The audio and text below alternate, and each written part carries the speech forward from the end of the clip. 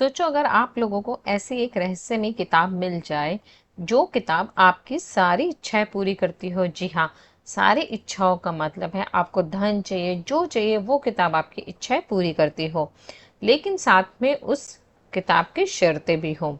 जी हाँ, किताब जब इच्छा पूरी कर रही है तो उसकी शर्तें हो। इमेजिन कीजिए, और अगर आप वो शर्त नहीं मानते हैं तो इसका क्या नुकसान होगा। जी हाँ, आज की ये कहानी मैं आपको बता रही हूँ सूरज की कहानी। जी हाँ, सूरज वो इंसान है जिसे एक रहस्यमय किताब मिलती है।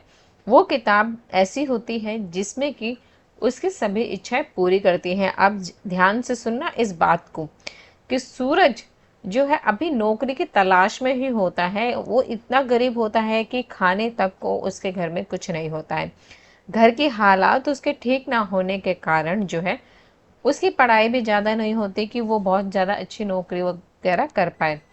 पहले तो वो किसी कपड़े की दुकान में काम करता था, लेकिन दुकान में भी घाटा होने के कारण मालिक ने उसे नौकरी से निकाल दिया।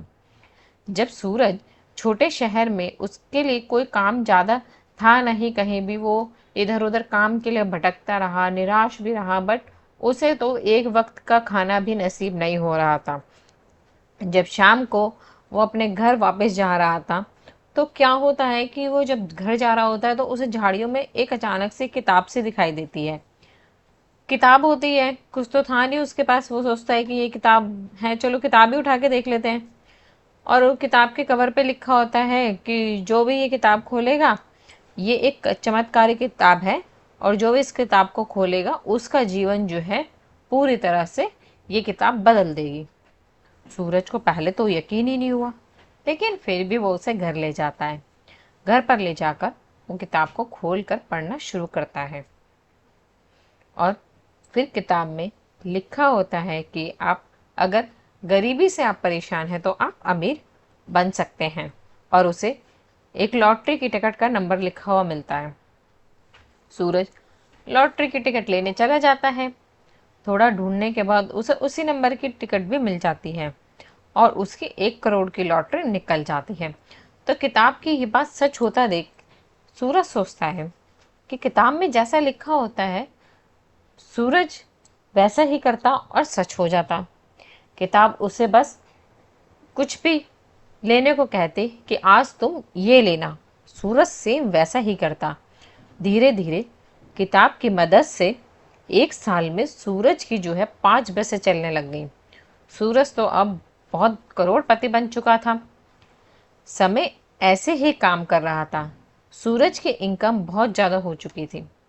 वह पैसों के नशे में कुछ ज़्यादा ही उड़ने लगा था, क्योंकि उसके अब चारों तरफ जो है सिर्फ पैसा ही पैसा था। फिर एक दिन सूरज ने किताब की एक नियम तोड़ दिया। अब वो नियम क्या था? उसे हर रोज जो है किताब खोलकर पढ़नी थी। जी हाँ, सूरज पैसों के नशे में इतना धुत था कि वो तो किताब खोलना ही भूल गया। कोई बात नहीं, किताब अगर नहीं खोली तो, पर फिर भी उस जब अगले दिन सूरज जो है किताब खोलता है तो किताब कहती है कि तुमने शर्त नहीं मानी, इसके लिए तुम्हें वो जो है पनिशमेंट करेगी, तुम्हें दंड स्वरूप भोगना पड़ेगा उसका। इस पर जब सूरज उस किताब का दंड देखता है कि ये किताब मुझे क्या दंड देगी, ये मुझे क्या पनिशमेंट देगी, तो किताब में लिखा होता है कि तुम्हें शर्त ना मानने की वजह से अपनी आधी दौलत दान करनी पड़ेगी, वो भी 2 दिन के अंदर। अब सूरज मन ही मन सोचता है कि मैं कैसे अपनी इतनी सारी कमाई हुई दौलत जो है दान कर दूं। सूरज को लालच आ जाता है, और वो किताब की ये बात भी नहीं मानता। अब ध्यान से सुनिए, जब किताब की वो बात नहीं मानता तो किताब उसे फिर से चेतावनी देती है और लिखती है कि अगर उसने ऐसा नहीं किया तो उसकी सारी दौलत जो है जल्द ही खत्म हो जाएगी। सूरज को अब बहुत गुस्सा आ जाता है। वो किताब को लेकर फिर से जंगल की झाड़ियों में ही फेंकने चला जाता है, और सोचता है कि अगर वो ठीक से काम करेगा तो ऐसा कुछ नहीं होगा। अगर ये किताब ही मेरे पास नहीं रहेगी तो मुझे इसका कोई भी दंड नहीं भोगना पड़ेगा, इसलिए मैं इस किताब को ही यहाँ से फेंक कर वापस अपने काम को ठीक से करूँगा, तो मुझे कोई घाटा नहीं होगा। लेकिन सूरज जो सोचता है, ऐसा कुछ नहीं होता।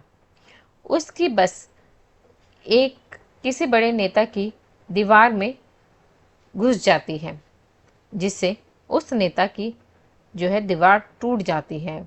फिर सूरज को पुलिस और कचहरी के चक्कर में फंस जाता है, उसे जेल भी हो जाती है। धीरे धीरे किताब ने जो बोला वो सब होता गया। सूरज फिर अपनी पहली सी हालत में ही लौट आया।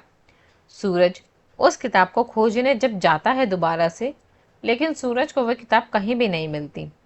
अब वह अपने सर को पकड़कर बहुत रोता है और बोलता है कि जीवन में हमेशा कार्य को नित्य और नियम से ही करना चाहिए।